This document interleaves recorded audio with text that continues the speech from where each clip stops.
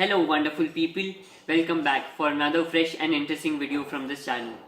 So today, first of all, I would like to wish every Indian a very happy Independence Day, and as it is our 70th year of independence, I would like to join hands with every Indian and contribute our small bits to our nation. So in today's video, I would like to share with you more tips and tricks about the functions of a camera and about photography. I've already made one video in the prior about the different kinds of cameras and the various tips and tricks about camera and photography. I would leave a link in the description, and you can check out that, and you can go through my other videos as well. And in today's video I would like to share with you more knowledge about cameras and its functions. So come, let's see it.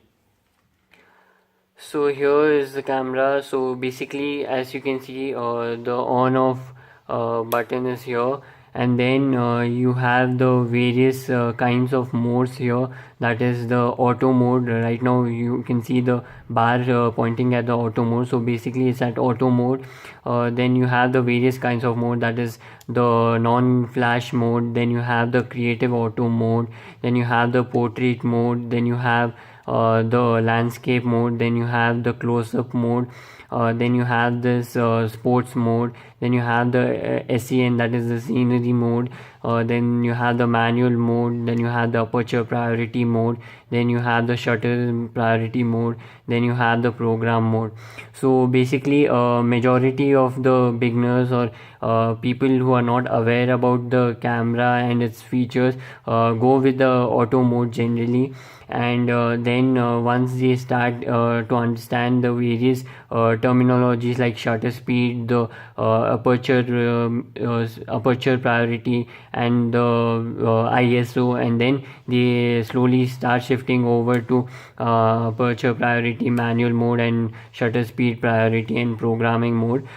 Basically in manual mode you have aperture priority and shutter priority, which is moreover preferred, and it is a little complicated to use the manual mode, but it is one of the best forms which can be used in clicking pictures if you are totally aware about the different kinds of exposures. So here, as you can see, the manual mode, you can set all the three. This is the shutter speed, this is the aperture priority, and this is basically the ISO. So you can set all of them. If you go to the aperture priority mode, note that you can just select the aperture. You can decrease or increase the aperture, and the various things that you can do. And aperture is basically wherein the opening of the lens matters, and as I have the prime lens on in this camera right now, so you can see as that it can go up till 1.8. that is a really good aperture. And the prime lens which I have, that is the 50mm prime lens, as you can all see. So it is really good for portraits, and like wherein you need those blur effects, and it helps a lot in good photo shoots of portraits, and good wherein you need a good blur effect. And then ISO is here. You can select the ISO here by pressing this button. You can select the ISO, and you can increase or decrease the ISO accordingly. And as I had said before, that ISO basically makes the photo noise less or more as to what you suggest is as like if the more it goes, like 1600, 3200, so it keeps increasing. And then the more, so this was the basically aperture priority mode. Then you have shutter priority, wherein you can set the shutter. As you can see here, the shutter speed is like the highest here, 1/4000th of a second. So that is really fast, and to capture quick moments like sports and all that, you use these high moments, or babies, or wherein the subject is not at one place and it keeps moving, so you can use a high shutter speed. And if you want lower shutter speed, so you can go more down to 1/6 of a second, 1/5, and you can even go to 1 second. This is 1 second basically. And you can see up to 30 seconds it goes. So sometimes there are exposures or pictures which are known as long exposure pictures, wherein they use like 30 or 25 seconds, and you need a long exposure. So basically, but what happens is, see, as you can see, live mode. So here, if I remove the cap button, so under the live mode, as you can see, basically the various modes which is there, if I on it, it shows huge this thing, but as I keep reducing the the shutter speed, the light is going dimmer, like it's getting dimmer and dimmer. First it was very high, so as I keep increasing, see, as you can see now, by 1600 seconds, so it has got completely dim. So that is the thing that you have to see, and the various scenarios that you have to go through. So in the same manner, there are many other modes that you have to go through, and here you have settings that wherein you can see the previous pictures of how, as you can see this picture, the blur effect which is there in the behind, and there are various other effects that you can use, the creative auto mode or the auto mode, which helps you that, and in manual settings also you can set various other settings. And then you have the menu option here, the info option here. Menu option is basically all the various other menu options wherein you have the image quality. And one more thing which is really important is you can see the various, this is large, this is a little lower large, and medium, then lower medium, small 1, small 2, and it keeps going on. And as you can see, this is raw. This is the best image clarity that you can get out of a DSLR, but it, as you can see, it hardly gives you 822 pictures, and it gives you very less picture, 822 and 1053 if you just use raw, or raw plus large. If you want both the things to be stored in your camera, it gives you just 822 pictures, wherein if you use large, it gives you 3758 pictures, and this is basically a 32 GB card. So accordingly it gives you those many pictures. But if you're a beginner, please go with raw and try to click pictures. You'll get a good range of pictures, and you can even, it will be helpful in post processing. So then if we go back, then you have the image quality, the beep, and release shutter card, and there are various other things which can be controlled. Then then metering mode is a good and important thing, wherein where you need to focus while you take the picture. So these are different kinds of metering mode which helps you the focus thing, wherein how you can focus in different areas. Then you have ISO auto, wherein if you, in manual mode, if you set ISO to auto, what is should be the maximum thing. And then you have various other features that you can go through. Then you have like photo, then general settings of the camera, then the various settings. So that was the menu thing. Then you have info. So basically in info, it shows you the shutter speed, which when the pic was clicked, what was the shutter speed, what was the aperture priority. And then it even shows, if you press info again, it even shows you the various MB, and what was the picture, whether it was large or raw or what. And then it even shows you the histogram and the various the red content, green content, blue content. And then you can go to various other functions too. So basically, and apart from that, you even have general other settings, wherein you have HDMI port. If you open this, you have the HDMI port. Sorry, you can see now HDMI port, the AV out port.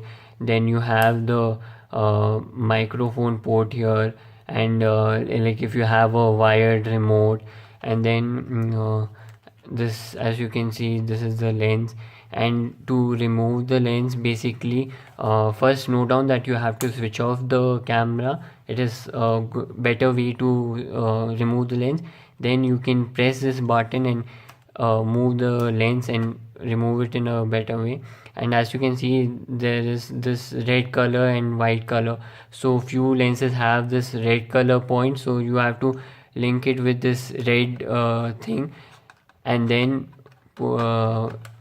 apply the lens basically, and then move it back. Or if you have the white color, in the case of, for example, if this is the lens, so you have a white spot here, so you can move on with that. And this video is getting a little longer, but if you like the content and you want to know more, you have to see through this video. So this is the memory card slot, wherein you can remove the memory card or place, see, as I said you, this is a 32 GB card, so you can place the memory card again and by just ejecting it. Then here, as you have seen that here, as I just close this thing, it shows this light, it shows that whether the card is now readable or not. So that is an indication. So this is a battery thing, you can remove and you can place it, and again it shows you the thing, so whether it's readable or not. The various other functions, this is the shoe hold or hot shoe hold, wherein you can place the flash, the external flash. But if you want the internal flash, you can just press here, this button here, you can press it to open the flash, and then if you don't require, you can close it. Generally in auto mode, the camera sets the setting, and if the flash is required, it opens up on its own. But if you're on the manual mode and you require the flash, you have to press this button. So that's there on the flash. And then this is the bottom part, wherein you can place it through a tripod or any selfie stick, wherein you have the screw thread and you can place it through the tripod. And various other functions, wherein you have the set like if you have the various autofocus, AI servo, one shot, the various kinds of the functions you need. And then you have set, or if you want to view previous pictures, you can view those by here. You can even press like if you want to see more pictures, you can press here, so this button, so it shows you more and more pictures. And if you want to again zoom out, you can see one picture by pressing this button. So this is the thing. And this is the viewfinder, wherein you can press through, see through your eye, and the various functions that you can see through it, the outer lens. Or else you can even this is the viewfinder, the live viewfinder, wherein you can see the picture or the various other way to see the pictures, where what you're clicking. And then you can even remove the screen and turn the screen, flip the screen, and do like see the things from various angles, which helps you a lot.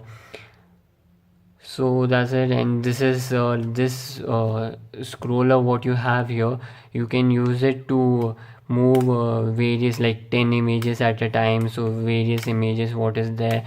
So this can be helpful to scroll back on a long term. And this is the most important thing which I'm covering now. This is the shutter, which you have to like focus, which helps you in focus half the way. And then like you have to press it half to focus it, and once it is focused, you can click the whole button to click the picture. And then here is the remote flash, or the medium flash, wherein it takes the infrared point, like rays, wherein to capture through a remote or the other means. So it's become a long video, but hope you got to know a lot more about this camera, and hope to know what else do you want to know, so that I can make videos about that. So hope you learned at least something, and if you want something in particular that you want to learn and know more about DSLR or photography or camera, ISO, shutter speed, aperture, you can leave your queries in the comment box, and I will make sure that I make videos upon that.